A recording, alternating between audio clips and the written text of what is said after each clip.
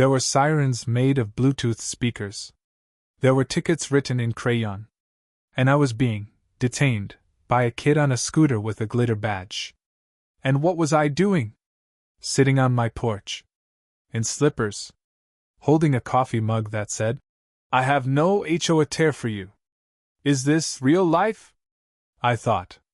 Is this child reading me my rights from a laminated coloring book?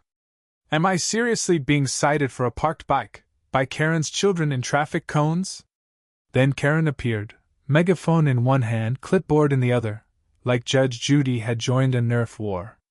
A kid slammed a notice of recreational disorder on my fence. And just like that, my bike was a war crime.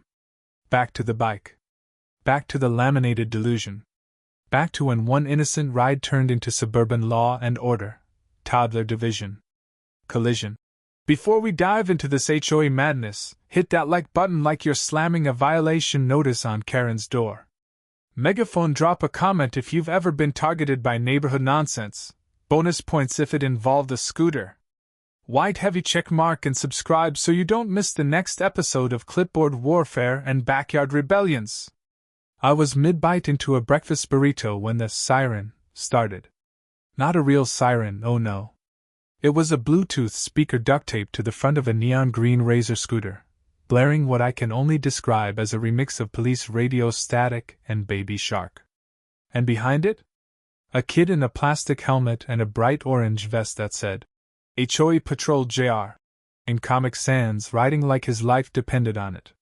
He skidded to a stop 2 feet from my porch and shouted, "License and lot number." I blinked. What? That's when I saw her. Karen. HOA president. Organizer of the neighborhood Easter egg ban. The woman who once sent a cease and desist letter over unauthorized wind chimes. She was standing at the end of my driveway in a blazer and bike shorts, clipboard under one arm, sipping a caramel macchiato like this was all perfectly normal. Behind her, 2 more kids in matching vests rolled up on scooters, forming a triangle formation like they were trained by Navy SEALs and not on a sugar high. Then I heard it. The loudspeaker. Karen's voice, amplified by a karaoke machine from her garage. "You are in violation of HOA Code 14.7, improper placement of recreational transport on personal property." I looked at where she was pointing. My bike. Leaning against my own fence. On my lawn. Locked. Harmless. Quiet. I stared at it. Then at the kids. Then at Karen. Then back at my burrito. This wasn't a prank. This wasn't a joke. This was the 3rd fake enforcement operation this month. And I knew exactly what was happening.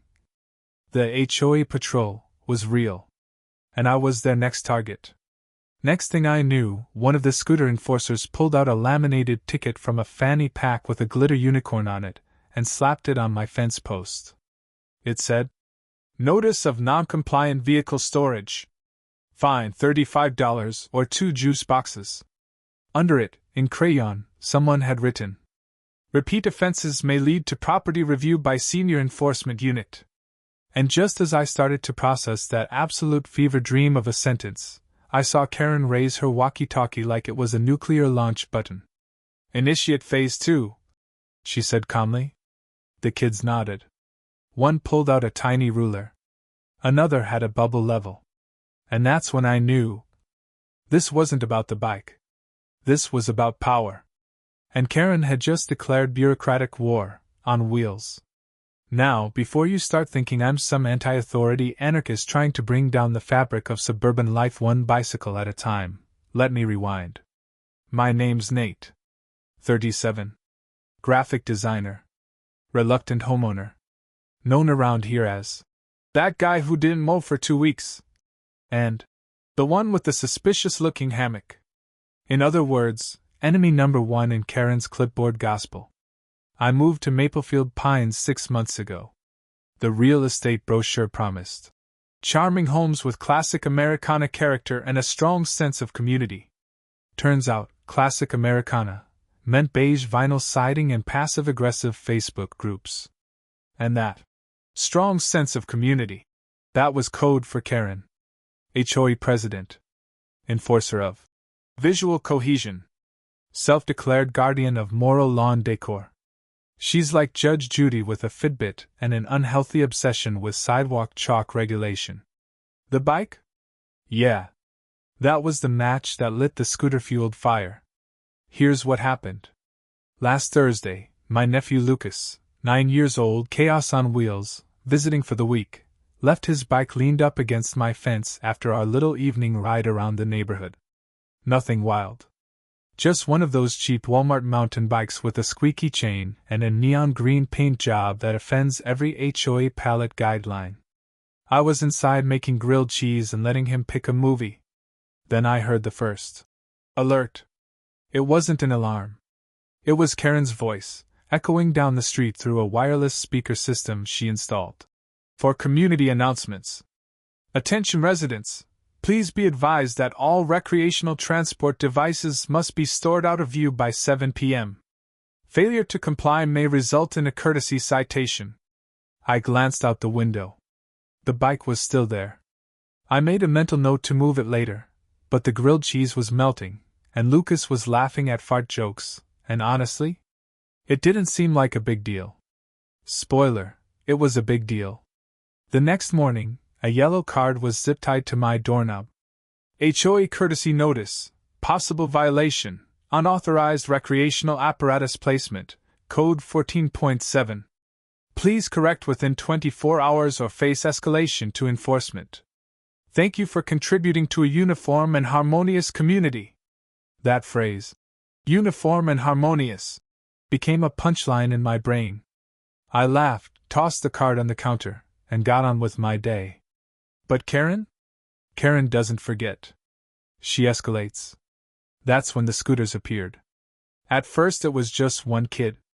Her youngest, Gavin, maybe 7 years old, wearing a bike helmet 2 sizes too big and dragging a plastic sword while circling my driveway like a mall cop with a grudge. Then came the uniforms. Orange vests. Flashing LED armbands. Clipboard printouts. Stickers shaped like badges. They even made tickets, using a printer someone definitely stole from a dentist's office. Karen dubbed it the Junior Enforcement Initiative. I called it what it was, neighborhood cosplay fascism. And then they started writing me up. For everything. Improper flagpole angle. Recycling bin exposed during off hours. Inadequate hedge alignment. But it was the bike that finally set off DEFCON 1. Apparently it violated visual symmetry and boundary respect. Let me repeat, a child's bike. On my lawn. Against my fence. So I moved it. That night. But the next day? They returned with reinforcements. More scooters. Karen with a whistle. Gavin in a cape. A megaphone playing Ride of the Valkyries. And me? Still standing there. With my coffee. Trying to figure out how parking a bike turned into a military simulation. By day 3, my neighborhood looked less like a quiet suburban cul-de-sac and more like a live-action roleplay for middle management gone rogue. Karen had tripled the size of the HOA patrol.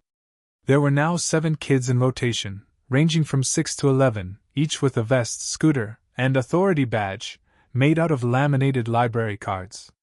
They called themselves K-Force, the K for Karen, obviously. They patrolled in pairs. They had code names. They carried walkie-talkies that only worked within a 4-house radius, and used them to scream things like, "Subject has a tricycle on the walkway." I repeat, code Lima Bike Golf. "We need backup on Spruce Court. Decorative gnome is facing west."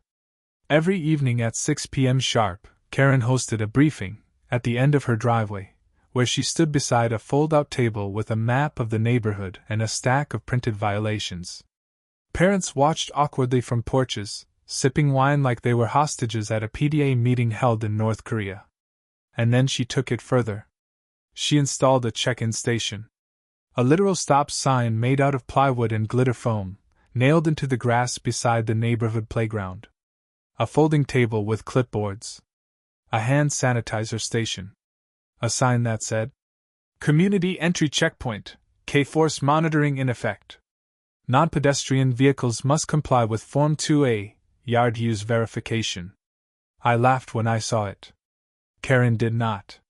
Later that night, someone shoved a notice under my door with a sticky note that read, "Urgent. Resident has demonstrated repeated disregard for recreational storage harmony. Formal audit scheduled. Saturday at 9 a.m. Failure to comply may result in peer review escalation." What the hell is a peer review escalation? I checked the HOA charter. It doesn't exist. And yet there it was. A fake audit. For a real lawn. Because a kid's bike touched grass. Now my nephew Lucas, God bless him, was watching all of this unfold like it was the weirdest episode of Paw Patrol, Civil War. At first, he was confused. Then amused. And then? He declared war. It started small. He drew mustaches on all the HOA patrol badges. Then he spray-chalked the sidewalk in front of our driveway with the words, "Free zone, no lawn laws beyond this point." The next morning, we woke up to find 3 kids standing at the edge of it, holding rulers and a protractor. One of them shouted, "That bike is at a 74-degree angle. Regulation says 90. Another scribbled it down like it was a crime report. That's when Lucas rolled out his bike, strapped a cardboard sign to the front that read, "Bike Lives Matter," and rode it in slow motion around the patrol kids like it was a protest parade. Karen called it visual rebellion. I called it Saturday. That afternoon, she posted a neighborhood-wide bulletin. "To all residents, we are entering Phase 4 of the Recreational Regulation Initiative. Scooters and bicycles will now be inspected for alignment, paint tone compatibility, chain squeak decibel thresholds. Non-compliance will be documented. Audits may extend to adjacent properties." She signed it. "Acting Neighborhood Commander, HOA Patrol HQ." Yes. Commander. Her email signature had changed, too. It now read, "Karen Delaney, President, Maplefield Pines HOA. Commander, Community Patrol Division. Order. Unity. Lawn." And that's when I knew this wasn't about the bike. It never was. This was about control. She wanted to break me with scooters. But she forgot something crucial. I own a label maker. And tomorrow? I was starting my own patrol. Sunday morning, 6:03 a.m. The sun was still stretching its arms when I rolled out a foldable table onto my lawn and set down a clipboard, a water bottle, and a small Bluetooth speaker. My vest? Bright blue. Homemade. On the back, in big white letters, BBA, Bureau of Backyard Affairs. Lucas came out 5 minutes later in aviators and a Nerf holster. "Operation Decorative Freedom is a go," he said, and fist bumped me like he was about to jump out of a helicopter. Across the street, Karen stood on her porch like she'd sensed a disturbance in the aesthetic force. Her eyes locked onto my vest. Then the table. Then the official grass measurement unit. Read, a Home Depot tape measure taped to a pool noodle. She narrowed her eyes. We had declared bureaucratic independence. By 9 a.m., 4 more neighbors had joined us. Kevin from 2 doors down, former Eagle Scout, now angry dad with a zero-tolerance policy for HOA emails, showed up in a bathrobe with a hand-drawn badge on his chest that said, "Deputy of Decorative Liberty." Janice brought donuts. Rachel brought folding chairs and a bottle of sangria. We weren't just resisting. We were organizing. Lucas handed out printed community violation forms on pink paper. They had checkboxes for overuse of pastels, excessive clipboard behavior, unauthorized use of Comic Sans, weaponized whistling. At 10:13 a.m., we hijacked the HOA walkie-talkie frequency. Karen was in the middle of instructing her patrol to assess hedge uniformity perimeter, when the speaker on her hip crackled and Lucas's voice came through, calm as a Bond villain. "This is Lucas from the Bureau of Backyard Affairs. You are in violation of Fund Statute 3.2, pretending kids on scooters are police. Please disband and report to snack time. 3 kids from the HOA patrol broke ranks immediately and joined us on the lawn. One traded in his clipboard for a donut and declared himself a double agent. Karen's face turned the exact shade of a sunburned HOA handbook. She stormed down the sidewalk, heels clicking like an angry metronome. I'm declaring a state of neighborhood emergency, she shouted. All unofficial gatherings must disperse. I stood up slowly, coffee in hand, and pointed at her decorative mailbox, painted 2 tones of beige. Karen, is that taupe, or grayish? She froze. Janice gasped. Oh my God, she violated her own guidelines. Rachel started filming. Karen's mouth opened. Closed. Opened again. Nothing came out. Then from the sky. Bzzzzzzz. A drone. Kevin had launched it 15 minutes earlier. He'd strapped juice boxes to it with painter's tape. It hovered dramatically above us, then released a payload of Capri Suns and granola bars into the middle of the lawn.